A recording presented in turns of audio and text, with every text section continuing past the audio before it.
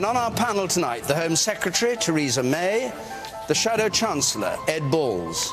From the House of Lords, the Liberal Democrat, Shirley Williams, the Mail on Sunday columnist, Peter Hitchens, and the poet and author who left school at 13 and is now Professor of Creative Writing at Brunel University, Benjamin Zephaniah.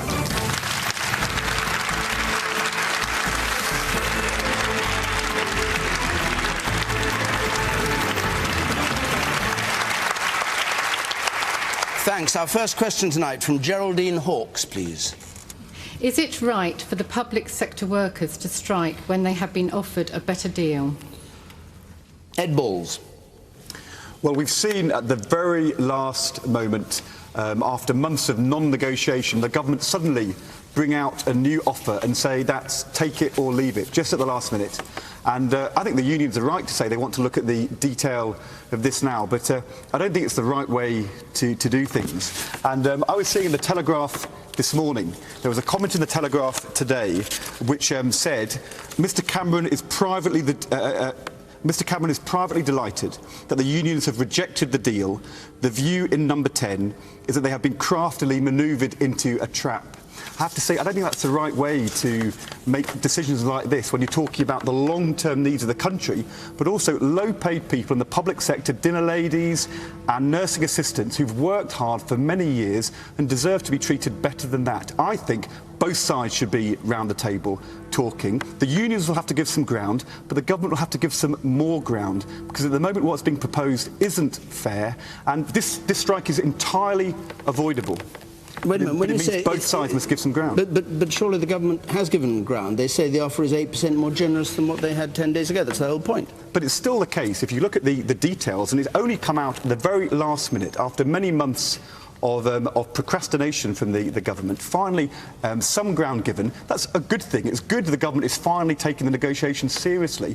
But it is still the case that low-paid public sector workers are being very hard hit by this. I was looking today... So, OK, before you go on with more quotations from the newspapers, is it right for them to strike, or would you like to see the strike called off now? Or is it not yet time for the strike to be called off, in your view? You know there's been this ballot by unison today. Do you want to see the strike called off now or not? I don't want there to be a strike. Absolutely not. This strike is entirely... Well, nobody wants a strike. Come on. Do you want it called off now? No. As a result of what the government has suggested? No. We do not need to have a strike, but it requires both sides to give some ground. If you are a nurse, part-time nurse, on £17,000 a year, you're going to lose £900 a year as a result of this deal at the moment. That is deeply, deeply unfair. And what happened was the increase in contributions, which was sprung upon people before the Hutton report, hits the lowest paid workers, particularly women, hardest. All right. That's not fair. Both sides must give some ground. That's the way to avoid an entirely unnecessary strike. I have to say, I think David Cameron wants a strike. That's the problem. Theresa May? The answer to the question is no, I don't think it's right for them to go on strike. They have had a better offer. There have been negotiations now over several months about this pensions deal. And the reality is that we're all living longer. That's good news. But that means people have to work longer and actually are being asked from the public sector to contribute more to their pensions. And what I think is fair is ensuring that we have an arrangement for public sector pensions that gives public sector workers who work hard on our behalf, but gives them a decent pension in their retirement, but also is a fair deal for the taxpayer. And the reality of the deal that has been struck is that, yes, we have said that we will allow the pensions to accrue at a faster rate. That means that it will be a better deal. Also, for low and middle earners, actually, many of those will find themselves receiving a larger pension than they would have done otherwise. And as a result of paying more in? They will be paying more in. They will be working longer. You expect to get more of a pension if you pay more in? Well, no. People will have to pay more in. They will have to work longer, as everybody else will. But crucially, these pensions, many of these pensions will actually be a lot better than people in the private sector. And remember, it's people in the private sector who have seen their pensions devastated in recent years, the taxpayers who are paying for the public sector pensions. Right. There are many people with their hands up. I'll come to them, but Shirley Williams, first of all, and then we'll go. Well, I have to say that I think Theresa is right about this, because if you look at the expectation of life, which has gone up by 8 years in the last 20 years, I mean, it's quite staggering how much longer we all live. And that has to be paid for. And if you want decent pensions for people living into their 80s, you have to accept that those current pensioners will have to accept retiring later and possibly paying rather more towards their pension. So my feeling is that the government, maybe at the last minute, as Ed suggests, came up with a very decent proposal, one that actually benefited the lowest paid, those very nurses and teachers and so on that we're concerned about. If you retire at £38,000 as a teacher, you get £25,000 in pension. That's a hell of a lot better than if you were in the private sector. And my feeling is that the unions should now say, OK, we have to make a sacrifice, everybody has to make a sacrifice. It isn't too extreme, we'll accept it.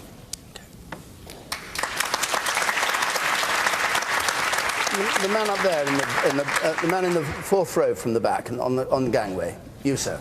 Yes. I'm a teacher, and everyone's talking about fairness. Initially, the government talked about the pensions being unaffordable. When that argument fell flat, they talk about fairness now. What's fair is the fact that 8 years ago, when I came into the profession, the government promised me a deal. They said if you work until you're 60 or now 65, they would guarantee me that retirement age. What you're doing now, because I'm not within this golden 10 years that the new deal is, this isn't an improved deal for me. I've effectively lost 8 years of my retirement, and that's if, by the time I reach 68 or 67, it hasn't upped again. So is that fair on me not to honour what you promised me 8 years ago? Okay. Peter Hitchens. Well, I think the problem that you face is actually a problem that a lot of people who aren't employed in the public sector also face. Those who have pension schemes in the private sector are all facing similar reductions and broken promises because we simply can't afford to pay the levels of pensions which we expected to be able to do. The real point about this is if you go on strike and you're in the public sector, who are you striking against? You're striking against the public. Governments have no money. The money that you are requiring for your pension will come from the public. You're striking against the public in two ways. One, you're disrupting services you provide for them.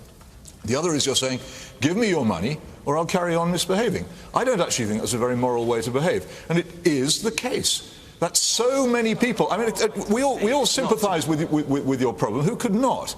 But so many people have no pensions at all to look forward to in the private sector, and so many others have suffered grave losses worse than yours. You can't go to them and say, I've got to be special, you've got to pay for mine. It's just wrong. OK. Benjamin Zephaniah. I think when workers go on strike, they are making a sacrifice. They don't go on strike because it's fun. They don't go on strike because they just simply want to go on strike. I don't know the details of the negotiations that are going on, but if the government comes to a point where it says take it or leave it, that is wrong. I'm going to answer the question very simply. Should they strike? Yes, they should, because in a time when people feel that their rights are being taken away from them, that ways of expressing themselves are being taken away from them, the right to withdraw your labour is probably the only real right workers have now, and they have the right to strike.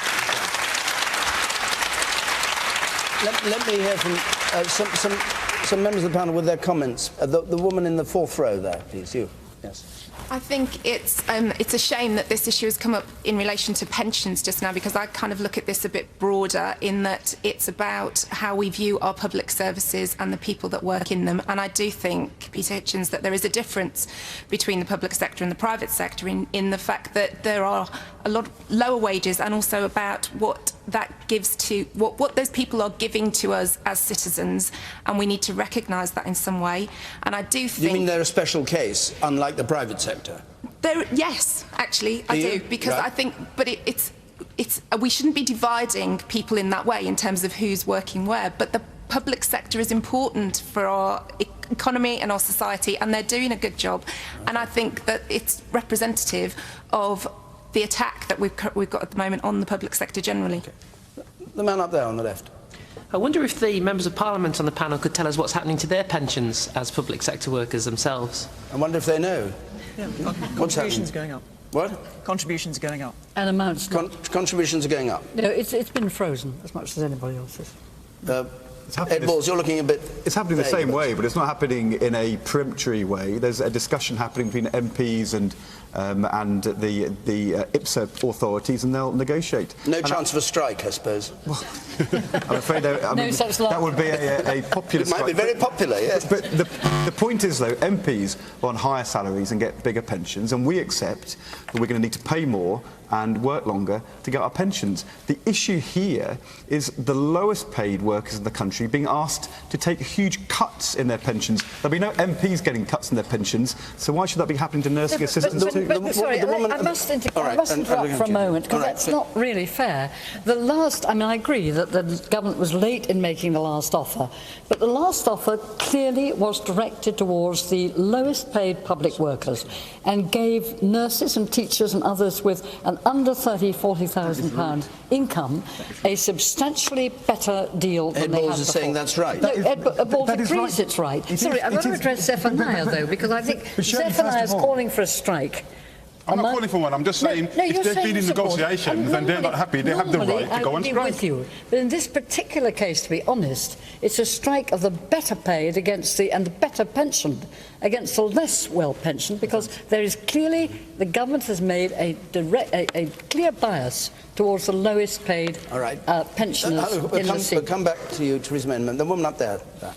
So, are some of the panel saying that the lowly paid private sector worker should continue to subsidise the public sector worker? Well, that's a separate issue, I think. The position we're in is that public sector workers and private sector workers will have to work longer and make bigger contributions to get their pensions. There's no doubt about that. Of course. But Shirley, nurses and teachers, I'm afraid, are not the lowest paid. And if you actually look under £15,000, I checked today with the House of Commons Library, a pre-nurse qualified, a nursing assistant, will see their pension cut by £500 a year, and they're paying not just more VAT, but extra contributions on top of that to get it. The one there is talking not about that, I think. You make the point again. Yeah. Earlier you said about the lowest paid public sector worker, which, fine, I appreciate that. But what I'm saying, and I agree with Shirley and the others, that the public sector has been asking and demanding for the private sector worker to continue to subsidise their pension at a time when the private sector worker can barely make their own ends meet, let alone make ends meet for their own pension. And a lowly paid private sector worker, whether they're a bus driver, whether they're a window cleaner or so forth and so forth, can barely make their own ends meet, and yet through their taxes they are expected to continue to subsidise the public sector workers' pension. And I think that's unfair. You're against the strike, I assume? Yes, absolutely. And you, against sir, the over here strike. on the right, what's your view? Have the unions, in quote, given up on Ed Miliband and the Labour Party? Why do you say that? Reform? Why do you say that? Because a union leader a couple of days ago said she had given up about pension reform of the Labour Party. What, I don't understand you, that Labour aren't fighting hard enough? Yeah, Right. And you, sir, over here? I think it's rich that the Home Secretary thinks that people going on strike is wrong when she's dealing with a group of workers, police officers, who are not allowed to strike. When she came into office, she didn't realise that we paid 11% into our pension. They're now asking us to pay another 3.1% into our pension. And how Mr Hitchens can sit there and criticise people for withdrawing their labour when it's the last resort. When you go on strike, you don't get paid. It's What the happens last to you? resort. I take it you're a police officer. I am, yes. What happens to you if you go on strike? We can't go on strike. We're not allowed. Exactly. Yeah. All right, Theresa May, would you answer that, and then we must go on to another question. Of course, it's absolutely right that police officers aren't allowed to go on strike, and police officers were making higher contributions to their pensions than most people in the rest of the public sector, 11%, and were getting a more significant benefit out of their pension than other workers in the public sector. And everybody across the public sector is being asked to make increased contributions, but again it is being staggered, so to make it easier for those who are the lower paid, and the higher paid will make... You didn't realise we paid contributions to our pension. You didn't know. Well, let's not get into too much of the detail, because there are many thousands of workers affected. Pick up the point that the lady made at the back, very briefly, if you would. This is absolutely right. This is why what we want is a deal that is fair to those people who work in the public sector, but fair to taxpayers as well, because public sector pensions are being paid by the taxpayer. and that's what we need. Public sector pension, people in the public sector will continue to retire on guaranteed benefit pensions which are not available to the vast majority of people in the private sector. We must move on, and I'd ask all panellists to be succinct in their answers, because I've got a lot of questions tonight I'd like to get through. MPs, by the way, as you probably know, are now allowed to tweet in the House of Commons. If you want to do that at home tonight, our hashtag BBCQT. If you've got things you'd like to text us, 83981. The red button will tell you what others are saying, or CFAX page 155. Luke Hilton-Pierce, please. Hi. Does the UK need special laws in place to stop protesters setting up seemingly permanent residence in important public areas like St Paul's or in Parliament Square? The tented protests. Peter Hitchens, do you think we need laws to stop this? We already have laws to stop it if anybody wants to use them. The problem here is that the Church of England... Sorry? So why aren't they being used? Well, because the Church of England in this case doesn't want to use them. Because it specifically has said that it doesn't want to use them, and now I think the Corporation of London says it doesn't want to use them against the people outside St Paul's. That is their right. The last thing we need in this country is any more laws. We've got millions of laws, and each government that comes in thinks that it can solve all the problems we have by making more of them. It's a question of whether we enforce them. But are you saying that you think that these people ought to be compelled to move off the land in front of St Paul's Cathedral? There have been protesters in Parliament Square for almost 10 years now. Just outside here? There are going to be protesters outside St Paul's for hundreds of years because they're anti-capitalist protesters. Do you object to that, or do you support them? I object to anti-capitalist protesters. It's protesting over something that seemingly is never going to change. So it's the nature of the protest, not the way they're protesting? Seemingly it's protest for protest's sake, yes, I would argue that. Benjamin Zephaniah. How can you say it's protest for protest's sake? These people represent a lot of people in this country who are sick of the way that capitalism is going. They're absolutely sick of it. I mean, They don't represent anybody but themselves. They are completely. Let's have this. If he's going to say they represent anybody, there are people all over the world rising up against their rulers in different ways, and these people have said that they are sick of political corruption. They're sick of politicians doing favours for big business. Even if you want capitalism, why can't we create a new capitalism that puts people first? When banks have problems, what is it called, recapitalise the banks? Why don't we recapitalise people? We don't care about people. And so these people have gone out there, they're desperate. And in fact, I saw a slogan saying, where would Jesus be? Of course Jesus would be out there with the protesters. Jesus spent all his time with the poor. Jesus spent all his life, how do you know regardless of how religious you are, you don't have to read the Bible, you can read writers around the Bible who said that Jesus walked amongst the poor. And not only would Jesus be out there, you know, you've got the Archbishop of Canterbury saying he shows support, he understands the feeling of these people. In my humble opinion, the Archbishop of Canterbury should be out there too. The church should be out there, because that is the work of the church, defending the poor against big business and big institutions. So they should be demonstrating. Theresa May. Theresa May, sorry, you had your say. Theresa May.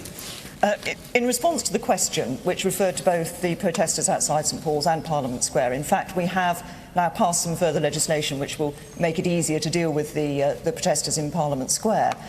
Easier to deal with is one of those politicians' expressions. It's giving extra powers to... Does it mean they won't be there in 6 months' time, or when it's passed, or does it mean... Well, that will be... There are some extra powers for the Westminster Council and the Greater London Authority, and they will be working with the police to decide what they do in relation to Parliament Would you like Square. to see them go, and would you like to see the protesters outside St Paul's go as well? Personally, yes, I would like to see them go. Why? We will look at the issue of... Why would you like to see them go? I would like to see them go because I think St Paul's is a very important site. I think what we're looking at is an image of the UK, and I think it's important that people who are coming to the UK are able to visit sites like that, and they're able to carry on operating. But the point about are there some issues about what we need to do in terms of how capitalism operates? I mean, I was very interested. These are anti-capitalist protesters, but we have seen photographs of them drinking their Starbucks coffee and using their Mac computers computers. But there are things we need to do. We do need to rebalance our economy. So you really we do think need you to can't think be about an anti-capitalist campaigner and not... I don't have Starbucks, but you really feel that you cannot be an anti-capitalist campaigner and have a cup of coffee? No, I think you can be an anti-capitalist campaigner and have a cup of coffee. But I think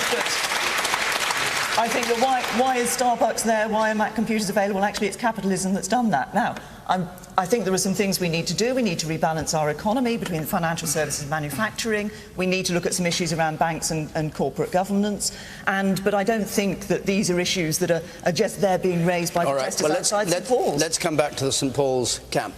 The man up there, you, sir. In light of David Cameron's comments last week and what Theresa May just said, do we have a government that cares more about tourism revenues than the right to protest? All right. And the woman down here? No, sorry. Yes. Might one good way of getting them to move on actually be addressing their concerns? I mean, perhaps someone could try the womanhood tax that the Archbishop suggested, yeah. And the person there in the third row, yes? I think Theresa May completely misses the point. It's not about Starbucks or Apple Macs. It's about unregulated casino bankers who have played risk with taxpayers' money for so long. OK. And the woman in the second row from the back there. Then I'll come to... Although I do think that with any protest there are some people there for protest's sake, I do think that people do have a genuine message. Although I don't think that being in St Paul's is doing anything for the cause. I don't understand why they chose St Paul's to begin with. Can I tell you why? I think, honestly, no, hold on, Benjamin, because I want to go to two other members of the panel. They don't want to get beat up by the police, so they go there.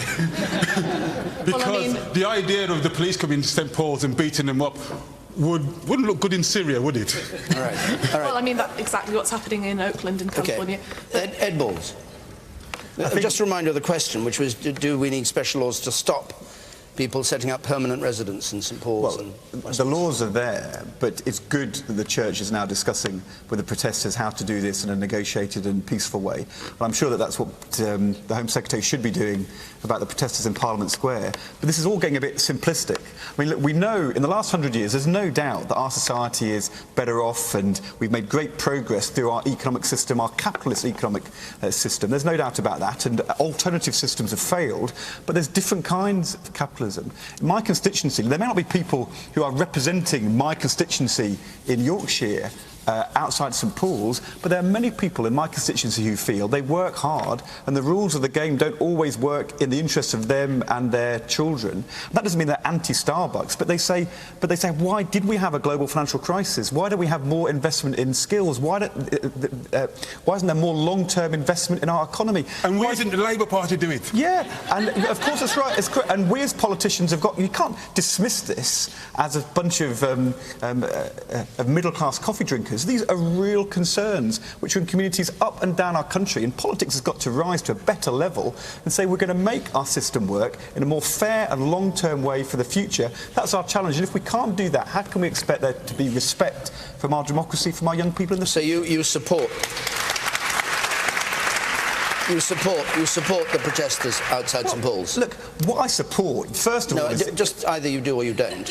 I support the right to protest in our country. Yeah. I don't know the protesters and who they are, and there'll be many different points of view, but the idea that if you say I'm going to protest, that means I'm anti-capitalist, anti-Starbucks, and therefore should be delegitimised. What a load of nonsense. People have real concerns. If the government really wants to make a difference, they should repeat the bank bonus tax and use that to create 100,000 jobs for young people.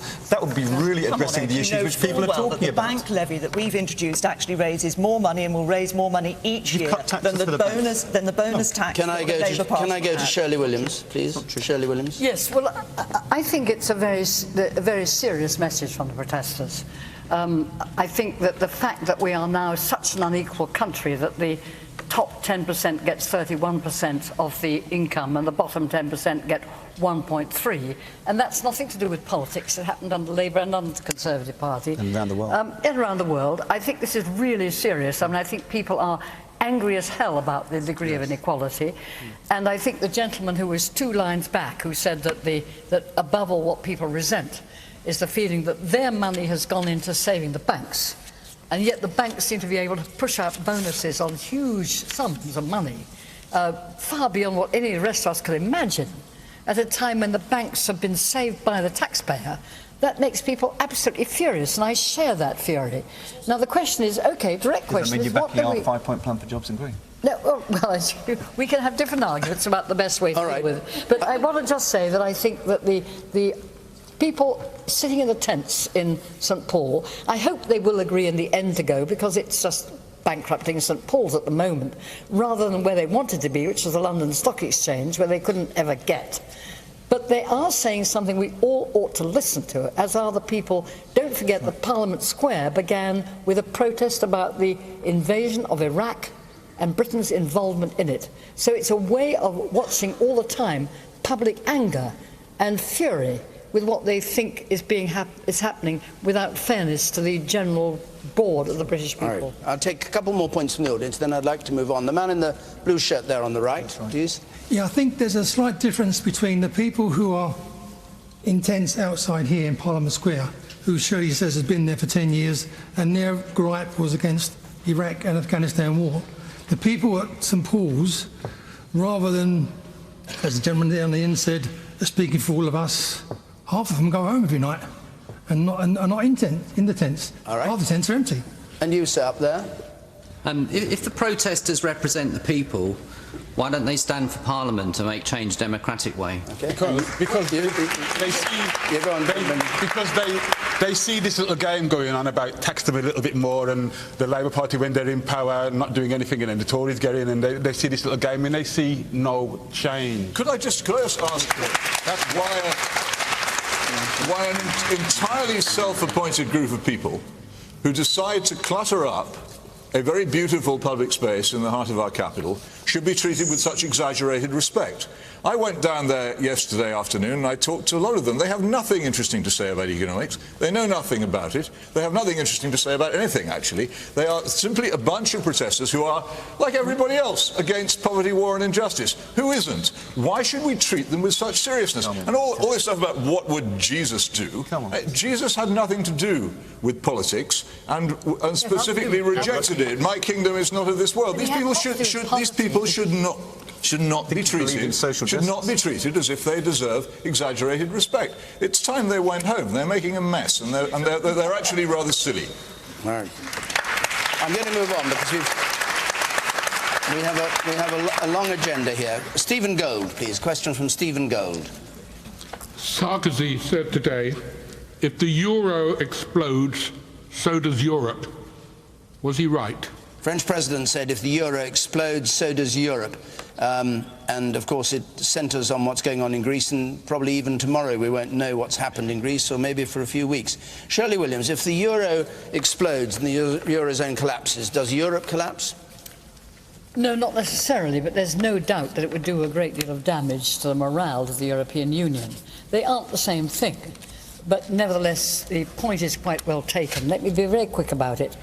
I think that George Papandreou, who is a courageous Prime Minister in Greece, called for a referendum at first because he wanted to see whether the Greek people would actually vote in favour of the desperately tough measures that are being taken, the way, to be honest, the people here did, in fact, vote to some extent for accepting austerity measures, but it's much, much worse. Sorry, when they voted a minority Labour, Tory party into office? If they voted Liberal Democrat, they were voting against the VAT rise. They were told fairly clearly that it was going to be pretty harsh. They voted against Labour. Do you think they voted against Labour or pro-Tory? Insofar as they didn't vote Liberal Democrat. Against Labour. Thank you, that's a different issue. Now let me go back for a moment to what you were saying. I think the crucial point is that the Eurozone was created out of a lot of optimism which was misjudged. They brought in people like Greece and nations like Greece and Portugal, which were extremely poor, and then tried to blend them together into a single currency zone with countries like Germany and the Netherlands and the other countries around that case, which were powerful countries with strong, good economies. I think it was a mistake. I think it was led to some extent by an illusion. But I also think that the idea that if the Eurozone falls apart, we should hope that the European Union would fall apart would be a huge mistake for this country, because there's no so you think the Eurozone might fall apart if Greece fell out? And I think the Eurozone might fall apart. So you go back to it, Union. So you'd lose the euro, everybody would go back to the franc, the Deutschmark? No, you think that's a what possibility? actually happens is that some members of the Eurozone would fall out, starting with Greece. Essentially, the big question is whether it would be followed by Italy, in which case you would have a non-Mediterranean Eurozone rather than a more general Eurozone. One last point, and I want to make it very strongly. I think that it's absolutely crucial that in Italy, the people of Italy decide that their president should go, and that they should actually start making some serious provision for the situation of debt. You're calling for Berlusconi's resignation? Yeah, I am. Liberal... Absolutely.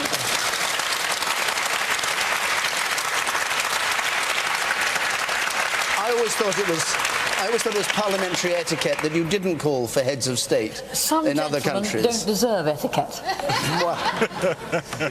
Theresa May, this is a fairly explosive statement that Europe will explode if the Eurozone explodes. Do you believe it? Or was he saying it for the sake of effect?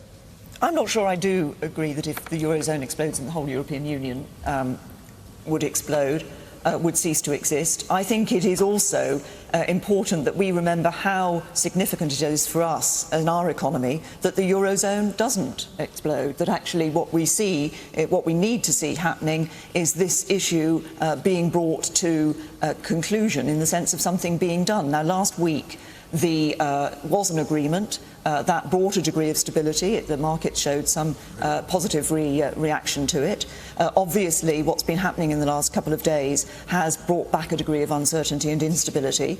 What we do need to see happening is we do need Europe to reinforce the bailout fund, the firewall. We need to recapitalise, see banks being recapitalised, and we need to see this Greek debt crisis being resolved. Put it in blunt terms, and that's what needs to happen. Are we threatened here in Britain by what's going on in Greece? Oh, what's happening in the Eurozone economies actually has an impact on our economy, yes. Now, fortunately, because of decisions that we have taken as a government to bring stability into our economy, the decisions we've taken to actually ensure that we are going to deal with the deficit that was left by the last government, and that has involved taking some tough decisions, we have put our economy in a better position, but there is no doubt that economies around the world are affected by what is happening in the Eurozone. All right. Ed Balls, can I just restate the question? What Sarkozy said was, if the euro explodes, so does Europe. If the euro, hyperbole or if the euro explodes, it would be an absolute and total catastrophe for Europe, Britain and the world, and it is absolutely essential that it doesn't happen, and leaders have got to rise to the challenge and make sure it doesn't happen. I, as a pro-European, have always been very cautious and sceptical about the euro, precisely because it was such a risky venture, and that was why it was right Britain didn't join. However, now it's there, they've got to sort it out, and the idea that the leaders are sitting in Cannes watching what's happening in Athens as if that is the biggest event, that isn't the big event. The big event is what's going to happen potentially in Italy and Spain, and we need some leadership. First of all, to say you've got to have the financial clout, the detail to stand behind these big, powerful, systemic countries, and that is not there. And despite the promises of last week, there is no deal which can actually be fit for purpose. And secondly, people have got to realise in Greece, in Portugal, in Italy, in other countries too, simply ploughing on with saying cut more, raise more taxes, have higher unemployment, austerity will solve the problem. It has not solved the problem in Greece. The deficit is getting worse, the debts are getting worse, the policy is getting worse. We lived through this in the ERM 20 years ago where people said stay the course, stick with it, throw more money at it. It was an unmitigated catastrophe, and our leaders have got to start showing some leadership, and that includes our Prime Minister and our Chancellor, because at the moment we are on a very, very dangerous road indeed. If Greece falls out,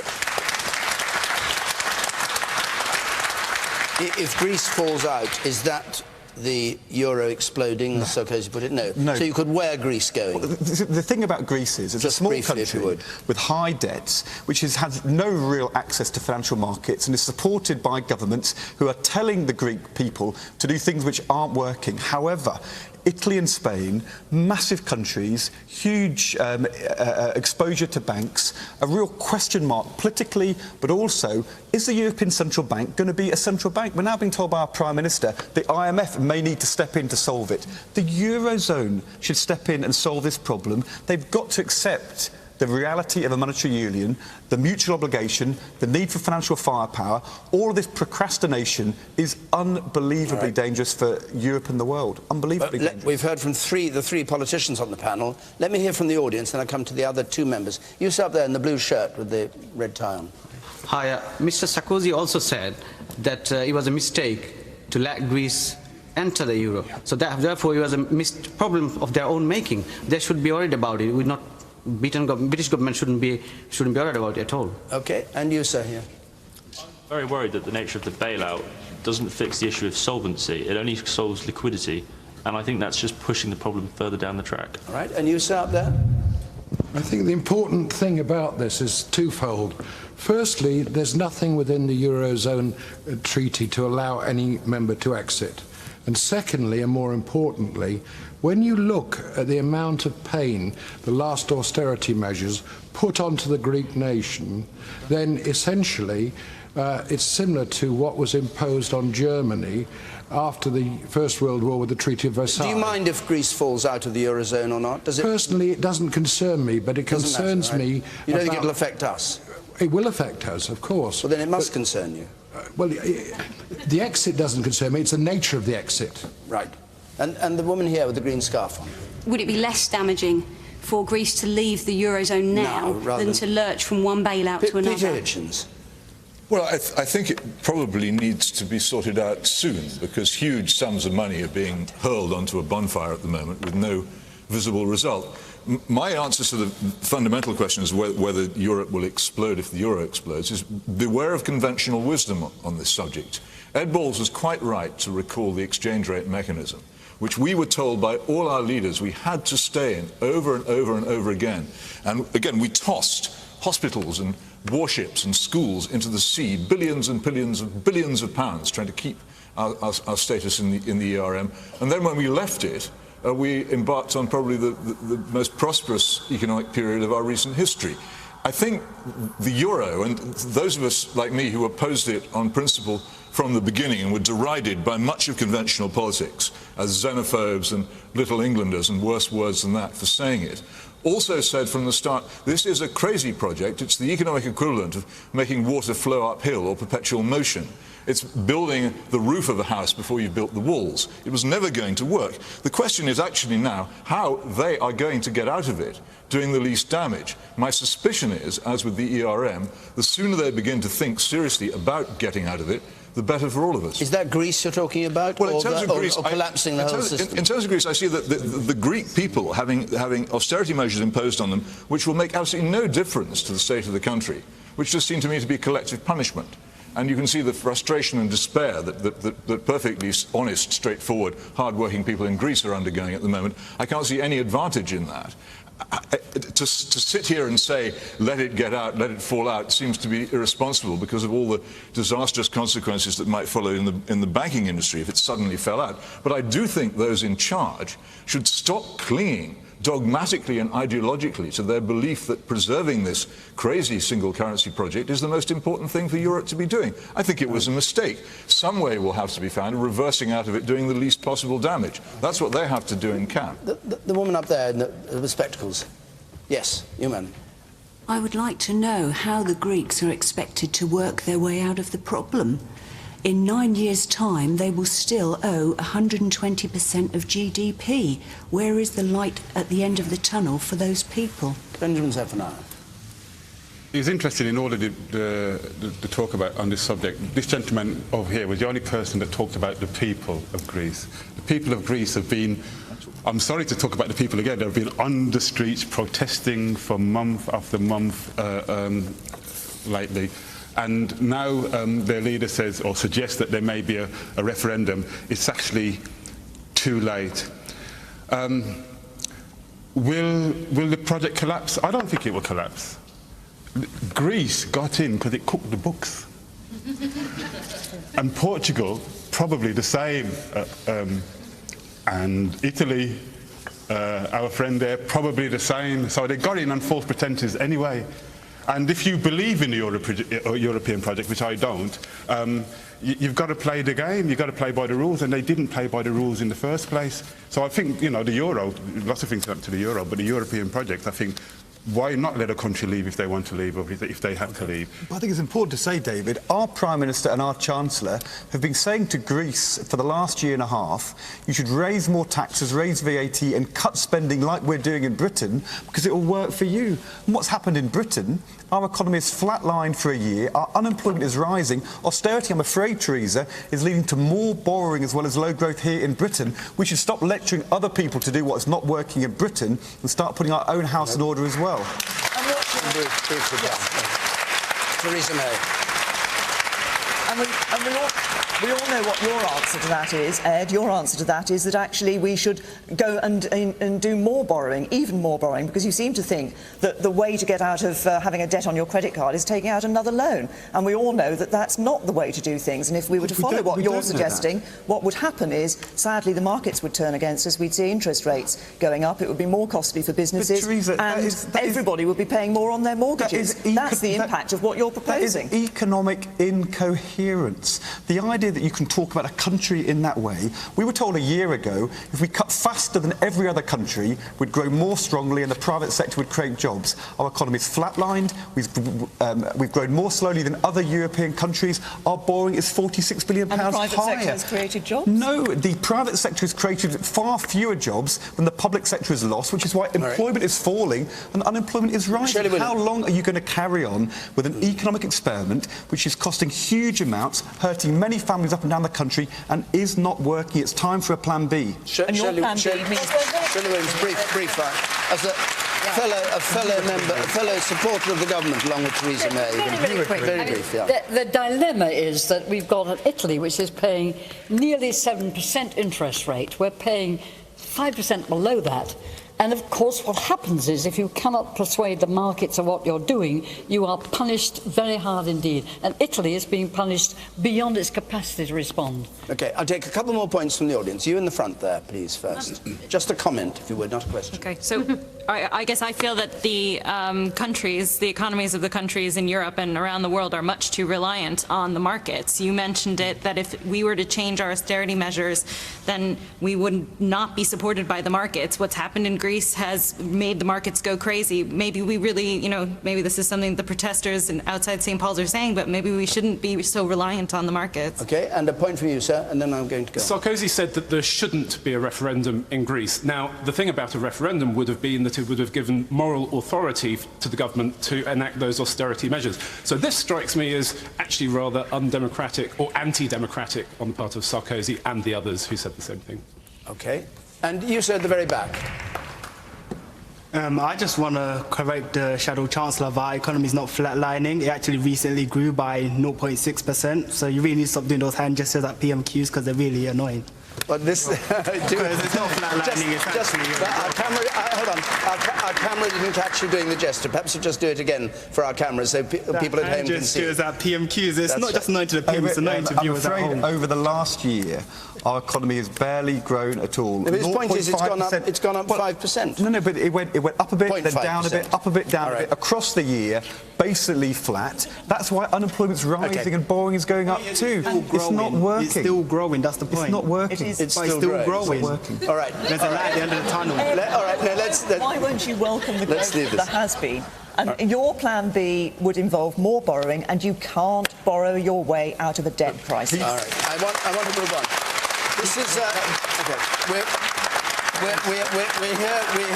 We're here in Westminster Hall in Parliament, and there's an interesting... We keep it fairly brief because it's sort of a specialised question from Anthony Ryan, please. In a democracy, should members of the royal family be allowed a veto? This was the revelation this week that Prince Charles has been invited to comment and can complain and object and have removed items from 17 bills since 2005, where they apply to his private concerns and his private company. Theresa May, is it right that Prince Charles should have legislation handed to him with a letter like this saying, would you like to comment? I need your agreement. I need your consent. Well, are we a democracy or is Prince Charles separate? We are a democracy, and the final decisions are taken by elected representatives. They're taken by ministers and by members of Parliament through the debates that take place. I think it's been well known for a number of years that Prince Charles does make his views known to people. Sorry, you say that laws are made by Parliament. Well, here you are. I write to formally request the consent of His Royal Highness to provisions in the government's proposed local democracy, economic development and construction bill. And there are 17 of these. You must have followed the story, your Home Secretary. One of the things I'm not responsible for, I have to say, is letters that Prince Charles is writing to... This is not a letter from Prince Charles. No, this is a statutory obligation to be consulted and to be allowed to strike out bits of legislation in his role as Prince of Wales. Do you think that's right?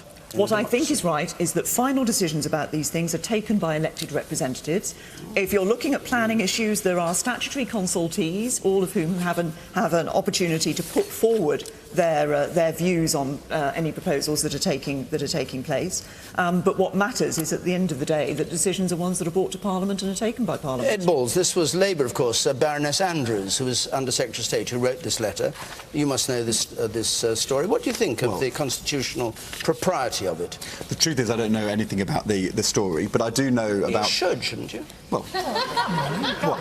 About a junior minister in the Communities Department writing about a particular planning issue to Prince Charles? No, a lead story in two national papers saying that that they'd written to Prince Charles to seek consent to introduce legislation. Look, I don't know the details at all, but I'll answer the question anyway, which is, do I think Prince Charles should have the right to veto legislation about his planning issues, his tax issues, any other issues? Absolutely not. Of course he shouldn't. We do have a democracy in which we have a monarch, and we consult the monarch over budgets and tax matters, but in the end, should he have a right to veto? Well, of course he shouldn't. Doesn't mean that you can't politely ask people. I think if the minister had written, it'd be like the government yesterday and said, Prince Charles, take it or leave it on our deal, he might have thought that was rather discourteous and confrontational. Maybe the previous Labour government was going about things in a better way. Benjamin Zephaniah. This goes right to the heart of our democracy. Our royal family, this royal family, should not meddle in politics, full stop. We are told that we elect our politicians and they do the business of running the country, and that the royal family stay out of it. I think Prince Charles should have nothing to do with vetoing, and if it has been, well, it's obviously true that he's been doing this, he should be told off, he should be told not to do it. It's actually, a long time ago, there's an island called Diego Garcia, and British citizens were moved off that island for an American base to come on. And in the British courts, the people of Garcia won the right to return. And because of some kind of antiquated law or rule or whatever, some people went into a room with the Queen, and they stood up, and the Queen just overrode the decision of the court. And when we say we have a democracy in this country, this is why a lot of people are angry. We vote every 4 or 5 years, but then when we go on the street and we get angry about things, people then say we are kind of being anti-democratic, we are messing up the streets. But really, we are not being democratic if politicians make decisions and members of our royal family can veto them. That's not democracy. Okay. Peter Hitchens. Well, the issue of Prince Charles and the Duchy of Cornwall is a technical one, hugely exaggerated by Republican newspapers which hate the monarchy anyway and seek ammunition against it. But thank heaven we're not a democracy in this country. I thank heaven there are restraints. Sorry, can you repeat that again? I said thank heaven we're not a democracy in this country. The politicians in this country, they sit at the heads of parties which, if they tried to hold a flag day, no one would give a penny to. They rely entirely on dodgy billionaires and state support to keep themselves going. They represent almost nobody. They are themselves immensely incompetent and inexperienced. They've brought us nothing but disaster, mass immigration, uncontrolled crime, the worst education system. If only the world was run by the worst look, Ed, I could do a better job than the world. You any day of the week. I could carve a better Chancellor than now.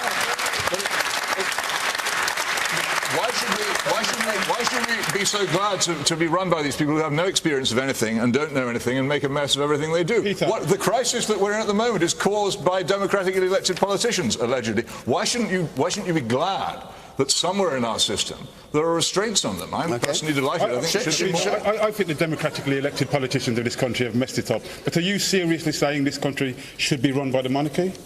Oh, look, no, I'm not saying the country should be run by the monarchy. This is, however, a constitutional monarchy, the best form of government known to man if it's properly run. But the trouble is, if it's run by the dead political parties we have at the moment, it actually needs some restraints on what they do. Shirley Williams, we have to run this programme properly too. Let us call for a lovely general as a dictator, like Idi Amin or, for that matter, Mohammed Gaddafi. I mean, it would be a great alternative. Are you worried about this? No, very straightforwardly.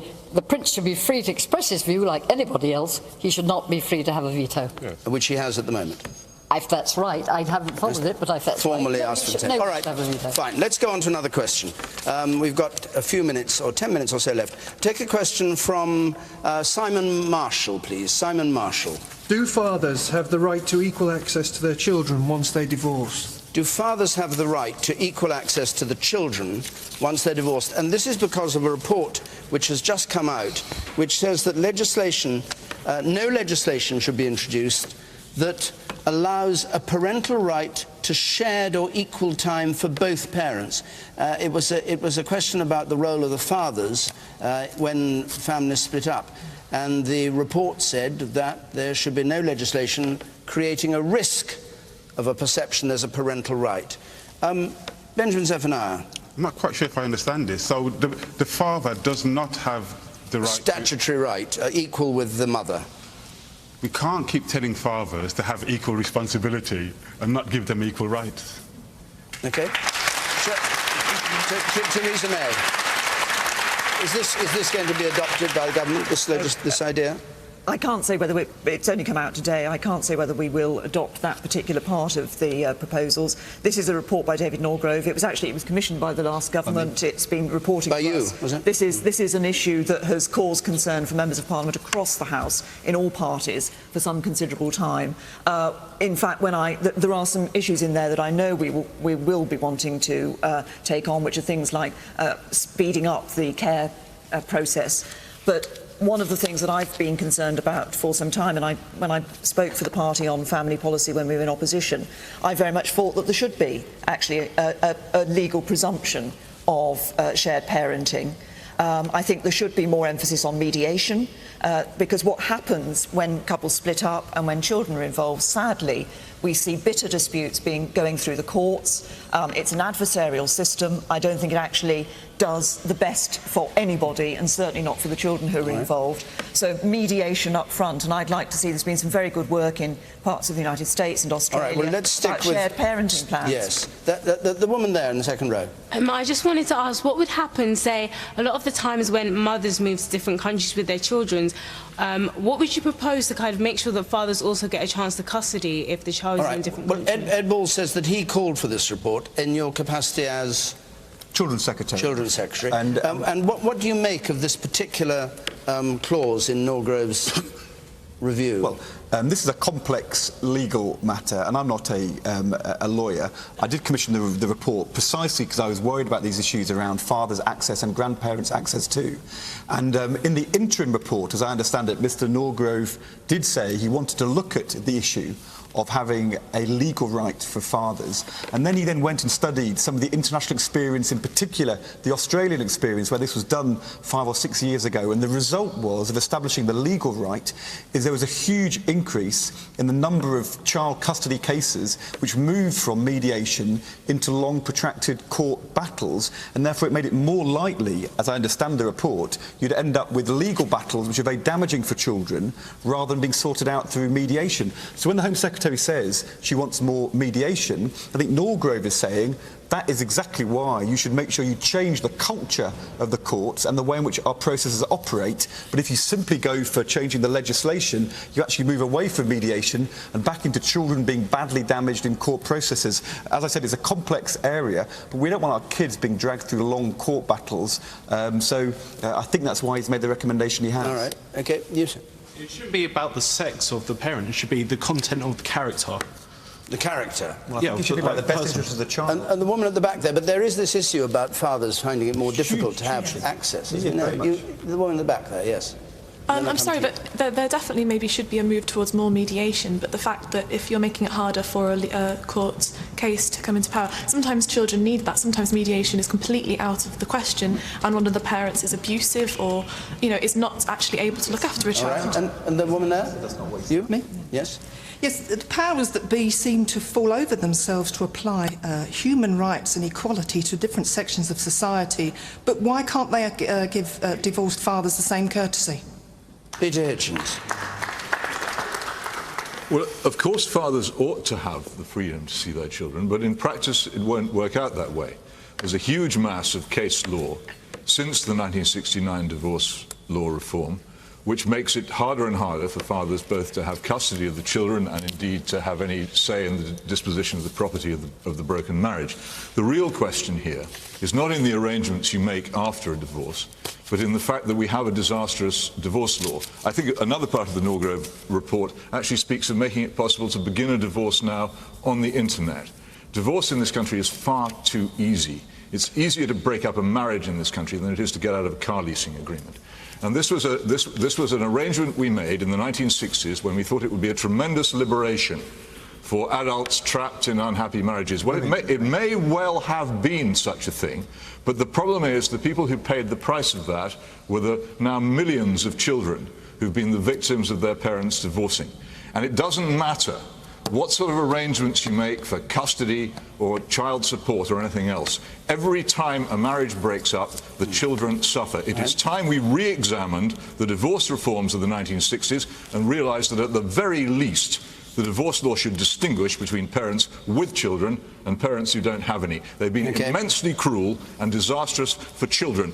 Great for selfish adults, not so good for children. Time we reformed it. Shirley Williams. Shirley Williams.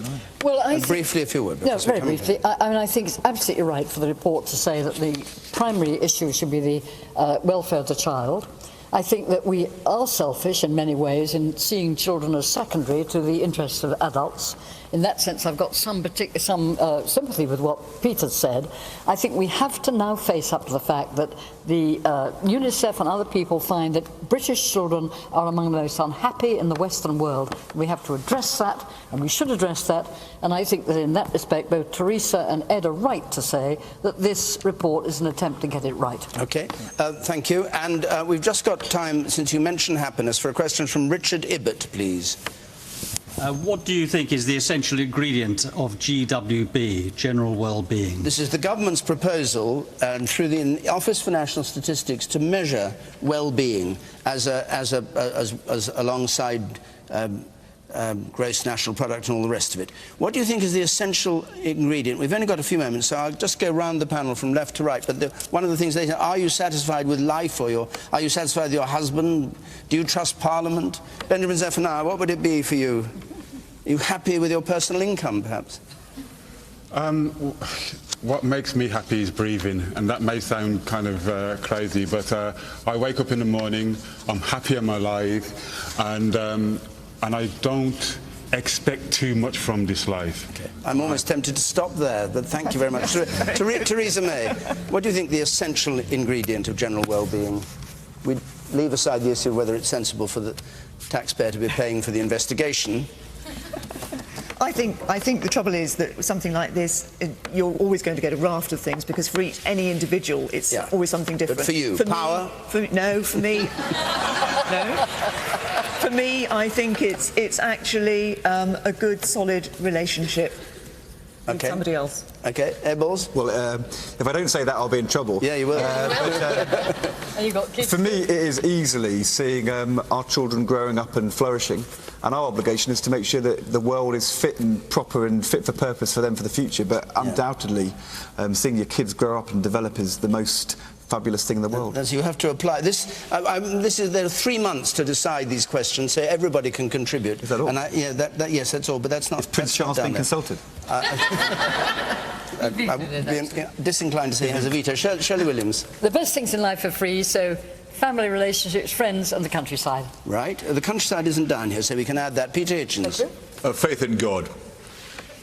Well, that's not down here either. Thank you. I think it would be. BBC don't believe in God. But it's not the BBC. This is not the BBC.